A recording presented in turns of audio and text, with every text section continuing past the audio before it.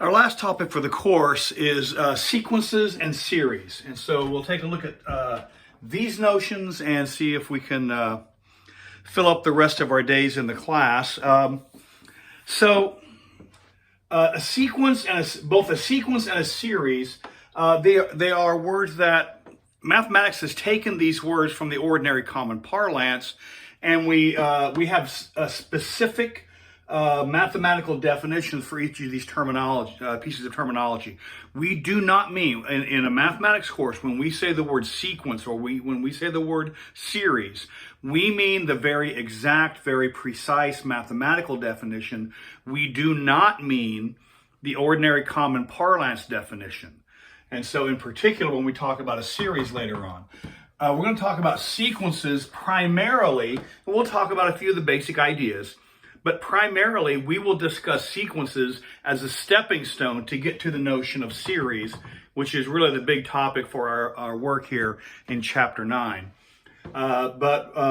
First, we'll talk a little bit about sequences, give an introduction to them, a few of the basic rules and some of the computations and some of the theorems. And then from there, we'll use the sequences as a launching point to talk about the really big topic of this chapter, which is that of series. First off, let's just define what a sequence is. A sequence,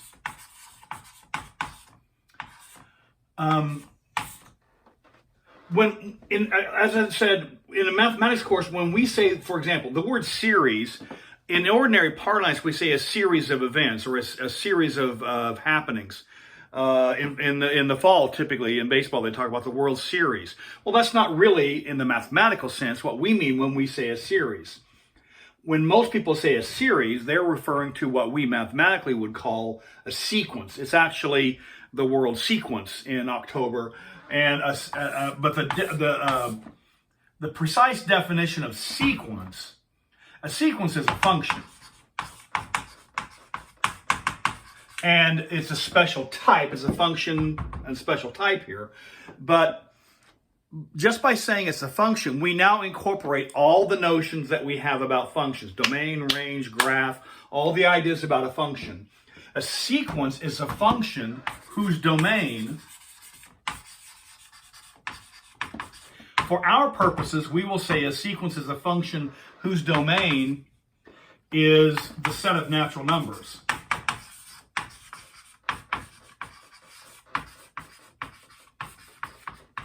Now, when we say the natural numbers, what we mean is the set 1, 2, 3, 4, 5, and so on.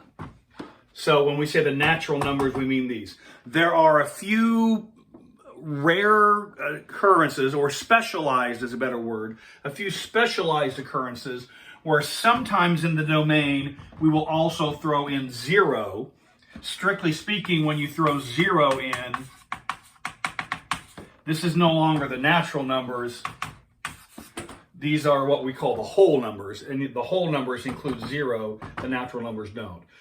Typically, it's going to be the natural number. For the overwhelming majority of the work, it's going to be the natural numbers. There are a few occasions where we will allow 0 to be in the domain also. When that comes about, we'll point it out specifically. But for us, for now, it's the natural numbers. Now, there are two kinds of sequences. There are two kinds of series. We may have either finite or we may have infinite. Now, more about series later on. So let's just nix series for now. A lot of this information applies to both, but for now we're discussing sequences. A sequence may be finite or a sequence may be infinite. If it is finite, then the domain is not all the natural numbers. It ends at a certain point. Perhaps, you can choose any finite natural number for it to end. Maybe a sequence is finite because it ends at, just pick a number out of the blue sky, it might end at 13. That would be a finite sequence, a function whose domain is that set, as opposed to an infinite sequence. Now, there's nothing magic about 13. You may end this at any natural number, 27 or 4 or 129. Any finite number is allowed. But an infinite series, or sequence rather, an infinite sequence, the domain is the entire set of natural numbers. So the domain is an infinite set. Now, because of that definition, there are some natural things that follow from that. One way to express this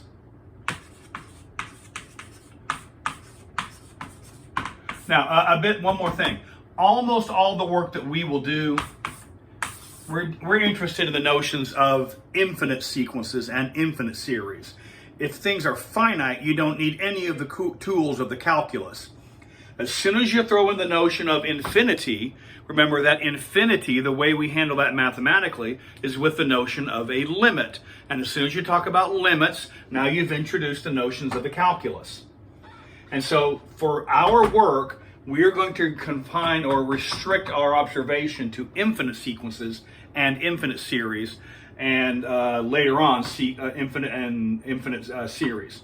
So we could use this notation. We could use f. By the way, when capital N is used to represent the natural numbers, as opposed to the real numbers,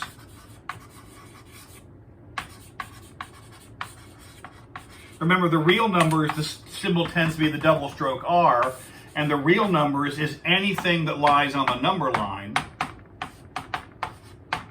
And so any decimal value you're free to choose.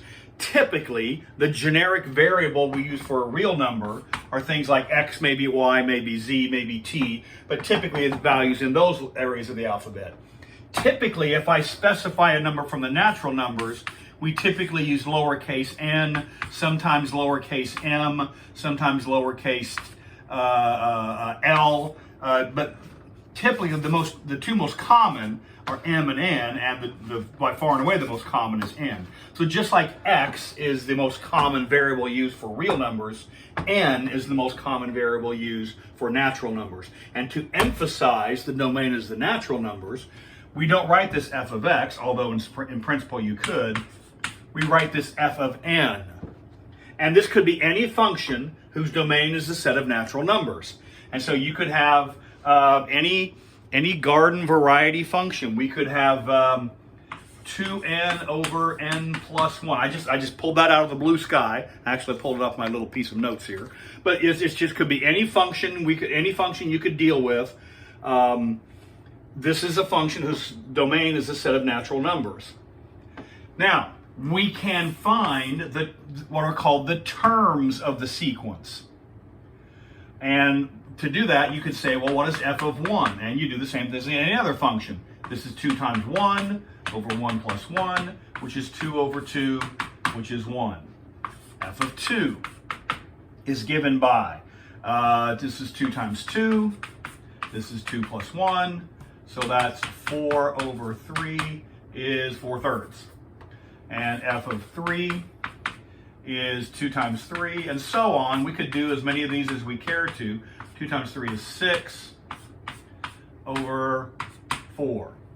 And eventually you begin to see the pattern develop. See, look at the numerators. 2, 4, 6. The next numerator appears to be 8, and in fact it would be. 2, 3, 4. The next denominator appears to be 5, and yes, in fact it would be. So 2 over 2, or 1, very often is convenient not to simplify, because if you don't simplify the fractions, the pattern becomes clearer. 2, 4, 6, 8.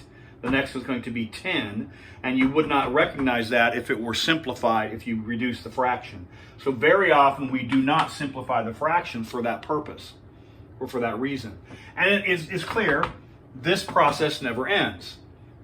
Now, here's the piece. This never changes. If I choose a different function here, this would be different, this would be different. Everything over here would be different if I chose a different function. Suppose instead of 2n over n plus 1 a few moments ago, suppose I had chosen n over 3n minus 1 or something else. This would all have changed, but look, this would be the same and the same and the same and the same. If something is the same every time mathematically, we don't need to write it because we can be much more concise. We all understand it's always the same. And so what that means is we may, and in fact we actually do, we drop this notation. And rather than use letters like F, G, and H to represent the functions, we tend to use letters A, B, C, D, letters in the early part of the alphabet. That's just typically what's done to represent sequences. And we don't write it as, we do not write this. We don't write A of N because it's always the same. If it's always the same, there's no need to write it. We can make it more concise. And so typically, rather than call this F of N, we might call this A subscript N. This is the notation for a sequence. So A is the rule rather than F is the name of the rule. And then this, we don't write this as A of 1, we write this as A subscript 1 for F of 1, A subscript 2 for F of 2, A subscript 3 for F of 3, A subscript 4 for F of 4, and so on. And we don't need the parenthesis, this is much more concise, it's neater, it's cleaner, it has advantages. And so we discard this notation when we talk about sequences, although if needed, we could go back and use the traditional function notation for any kind of sequence. So let's look at some examples of some sequences and just I get a little bit more of the terminology and get used to working with the ideas. So I have a few examples here of some sequences. Here's some notation, AN. Remember what we generated here was the domain. Typically, this is, strictly speaking, this is the notation. We put this in set braces. So AN, this is the notation. Rather than write F of N, we write AN, and this is in set braces. And then in set braces, you write the rule that is used to generate, but you don't use X, you use N for the variable. And so there are all sorts of possibilities here. We could do N plus 1 over 4N minus 1. I'm just picking things out of the blue sky. All right? Now, what are the first, write out the first, let's say the first 4 terms, just to practice. The first 4 terms. When N is 1, this is 5 over, when N is 1, look, when N is 1, put 1 in for all the N's.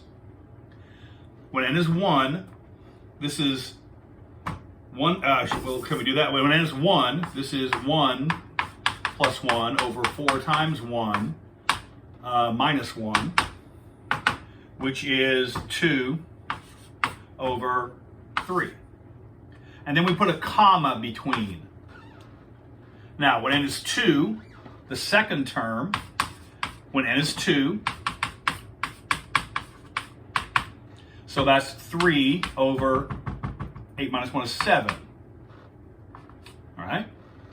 And then comma, when N is 3, this is 3 plus 1 over 4 times 3 minus 1. And this is 3 plus 1 is 4. 4 times 3 is 12 minus 1 is 11. Look what happens. 3 plus 4 is 7 plus 4 is 11. Do you see the pattern? Pattern recognition is what sequences really is all about. And it is not a coincidence. If this is linear, mx plus b, if this is linear, then to get from one value, just in the denominator, to get from this denominator to the next denominator, you add or subtract. If it's negative, you add, in this case, the slope, the m. This is plus 4. What's the next one going to be? 15. Even before you compute, you know the next one's going to be 4 times 4 is 16 minus 1 is 15. The next one, if you want it, is going to be 19. You add 4 because it's linear. Look, this is also linear, mx plus b. So each numerator is you add this slope, which is 1. 2 plus 1 is 3, plus 1 is 4, plus 1 is 5, plus 1 is 6. And that process never terminates because the domain is infinite. And so you may list as many terms of a sequence as you wish. Now, strictly speaking, what I should be doing is this. This set is equal to this set. I should be writing these in set braces. that becomes cumbersome. And so for our work, this is the heavy disclaimer, for our work in this course, and this is frequently done, this is very commonly done, I will forego writing the set braces. And when I leave off the set braces, I interpret that. My definition of leaving off the set braces is they are assumed to be there if they are required. If they're not required, then they're not assumed to be there. So I will frequently, and you may frequently write this without the set braces. When you get into a more specific, more precise setting, you may need to reintroduce them. And if it makes a difference, I will reintroduce them. And so what do we have here? Let's go back. So we had an is n plus 1 over 4n minus 1. And really all you need is the first. And 1 is 2 over 3. And now you just add 1 and add 4. 3 sevens, add 1 and add 4. Add 1 and add 4. Try that again. Add 1, add 4.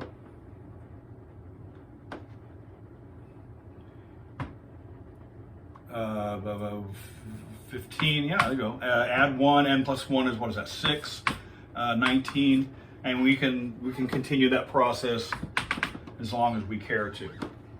All right, let's say another case. Suppose we have, this is a little case. We have negative 1 to the n times, what's my number? My number is n squared. What does that mean? Negative 1 raised to the nth power. Well, when n is 1, so n is the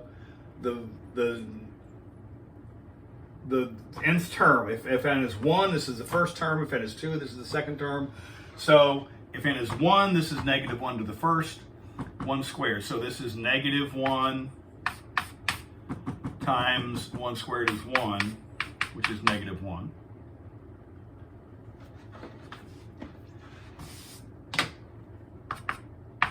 And if n is 2, look, negative 1 squared is positive 1. 2 squared is 4. If n is 3, negative 1 to the third power is negative 1. If n is 3, 2 to the third is 8. And we see what's happening. This is negative 8. See what happens? Negative, positive, negative, positive. So instead of n squared, I'm sorry, this should be 9. 9. And then 16.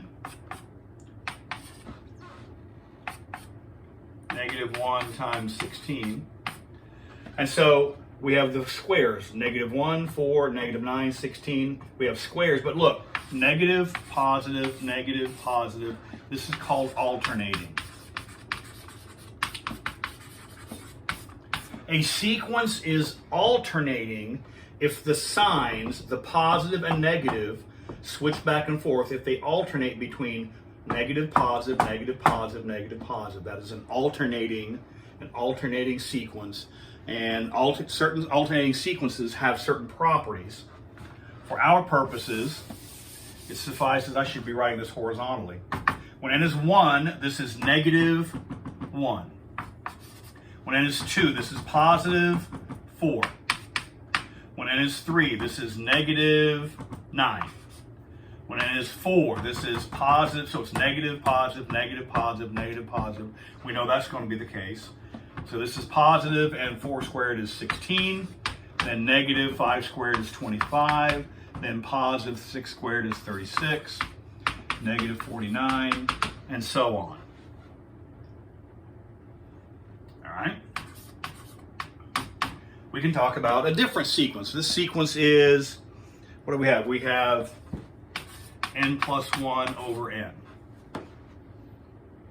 So what does that work out to be? Well, we can just, when n is 1, this is 2 over 1. We may write that as either 2 over 1 or simply 2. Sometimes it's convenient to go ahead and write the entire fraction out. When n is 2, look, this is n plus 1, so that the mx plus b, you're adding 1 each time to the numerator. you're adding 1 each time to the denominator. So this is 3 over 2, 4 over 3, 5 over 4, and so on. So you can write as many terms out of a sequence as you wish, as is desired. Now, one other type of sequence is called recursive. There's another type of sequence called a recursive sequence, and I'm just using A, B, C, D. The letters we pick doesn't really matter. When we define a recursive sequence is where each term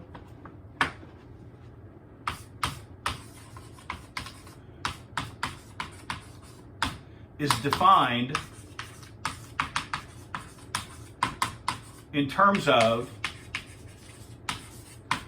the previous terms. Now, what the heck does that mean? Each term is defined in terms of the previous terms. Sounds like you're just saying the same words over and over again. Here's an example. Suppose D sub n is defined. D number 1 is given to be, and you are free to choose D number 1, the first term of the sequence, to be anything you want. Suppose D number 1 is, let's say, 3. And suppose D number 2, the first term is 3, the second term is anything on God's green earth you want it to be. So let's just pick a nice easy number to work with, let's say 1. All right? And then what we can say is this. Dn, that's the generic term. Now watch what I'm going to do here. I'm going to say Dn is equal to Dn minus 2 plus Dn minus 1. Now that looks like a bunch of squiggles unless you know what's happening. But think the process. This is 4, n bigger than or equal to 3. So what is term number 1? Term number 1 is 3. So if I'm going to list these terms, 3. What's the second term? The second term is 1. What's the third term? What is D3? D3. Well, if n is 3, this is the rule. So if I want to find D3, this is D3 minus 2 is D1, which is 3. This one. And what's when n is 3, this is D3 minus 1 is 2. What is D2? D2, well, D2 is 1. 3 and 1 make 4. Look, 3 and 1 make 4. Now, what if we want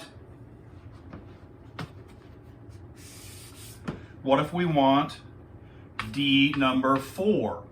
Well, that's 4 minus 2 is 2. 4 minus 1 is 3. So what's the second term plus the third term? The fourth term is you add these two together to find the fourth term, which is 5.